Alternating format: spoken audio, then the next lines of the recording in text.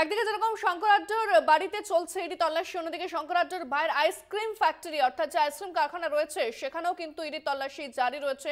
সকাল থেকেই শুরু হয়েছে ইডি তল্লাশি। নতুন বছরের শুরুতেই কিন্তু দেখা যাচ্ছে যে বিভিন্ন জায়গায় দিকে দিকে সক্রিয় ইডি এবং চলছে ইডির অভিযান। শঙ্করাজ্যর ভাইয়ের আইসক্রিম কারখানাতেও ইডি। এ বিষয়ে বিস্তারিত কথা বলবো, সরাসরি রয়েছেন আমাদের প্রতিনিধি দেবাশিস মণ্ডল। দেবাশিস, একদিকে যেরকম শঙ্করাজ্যর বাড়িতে চলছে তল্লাশি, শঙ্করাজ্যর যে ভাই তার আইসক্রিম কারখানা তো তল্লাশি চালাচ্ছে ইডি, কি জানতে পারছো এখনো পর্যন্ত? ইডি সূত্রে কি খবর রয়েছে?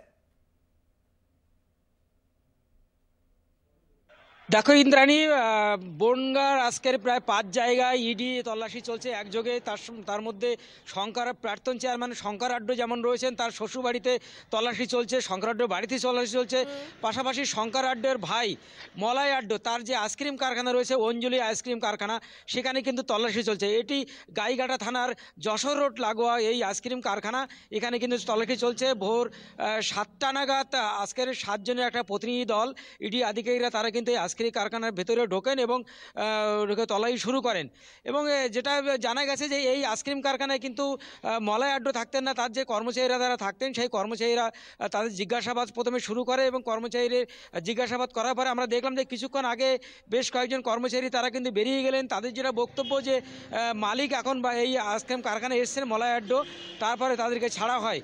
এবং এই ইডি আধিকারিকরা তারা যেমন ভেতরে রয়েছেন তল্লাশি চালাচ্ছেন, পাশাপাশি সিআরপিএফ জওয়ান তারা কিন্তু গেটে দাঁড়িয়ে রয়েছেন, তারা কাউকে এই এলাকায় ঢুকতে দিচ্ছেন না এবং সমস্ত দিকগুলো খতিয়ে দেখে সমস্ত কাগজপত্র থেকে শুরু করে সমস্ত দিকগুলো তারা খতিয়ে দেখছেন এবং পাশাপাশি তারা জিজ্ঞাসাবাদ করছেন যে কর্মচারীদের এবং তল্লাশি চালাচ্ছেন। এবং পাশাপাশি প্রাক্তন চেয়ারম্যান শঙ্কর আড্ডো তার যে 2 ঘনিষ্ঠ সহকর্মী তাদের বাড়িতেও কিন্তু তল্লাশি চলছে। মোট 5 জায়গায় কিন্তু ইডি আধিকারিকরা এই বনগাঁ এলাকায় তল্লাশি চালাচ্ছে। ইন্দ্রাণী। দেবাশিস, সেক্ষেত্রে আইসক্রিম কারখানায় কেন তল্লাশি চালানো হচ্ছে, কি বলছেন ইডি আধিকারিকরা, সেই সূত্রে কি খবর পাচ্ছ? দেখো, ইডি আধিকারিকরা আমাদের সঙ্গে কোনো রকম মুখ খোলেন না, কিন্তু প্রতিবেশীরা যেটা জানাচ্ছেন, মানে এই আইসক্রিম কারখানা লাগোয়া বেশ কিছু প্রতিবেশী রয়েছেন, তারা কিন্তু জানাচ্ছেন যে নিশ্চয়ই এখানে এমন কোনো দুর্নীতি এমন কিছু রয়েছে যে কারণের জন্য ইডি তল্লাশি চালাচ্ছেন। এবং আমরা জানি কিছুদিন আগে, প্রায় বছরখানেক আগে, এই আইসক্রিম কারখানার ভিতরে একজন যুবকের কর্মচারী মৃত্যু হয়। সেই মৃত্যু নিয়ে অনেক অভিযোগ উঠেছিল এবং সেখানে কিন্তু বিক্ষোভ হয়েছিল আমরা জানি।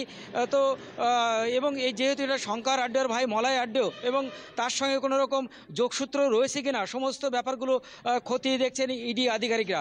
যে কারণে যিনি শঙ্কর আড্ডো যে চেয়ারম্যান, প্রাক্তন চেয়ারম্যান, তার শ্বশুরবাড়ি যেমন চলছে তল্লাশি, তার বাড়িতে চলছে এবং পাশাপাশি তার ভাইয়ের কারখানাও কিন্তু এই তল্লাশি চালাচ্ছে। ইন্দ্রাণী।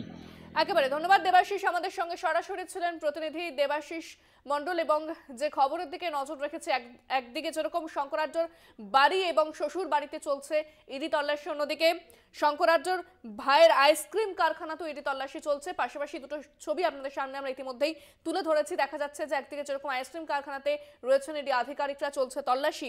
গাইঘাটা যশোর রোডে আইসক্রিম কারখানায় ইডি রয়েছেন এবং বনগাঁর প্রাক্তন পুরপ্রধান শঙ্করাজ্যর ভাই মলয় আড্ডো তার এই আইসক্রিম কারখানা এবং সেখানেই ইডি তল্লাশি জারি রয়েছে।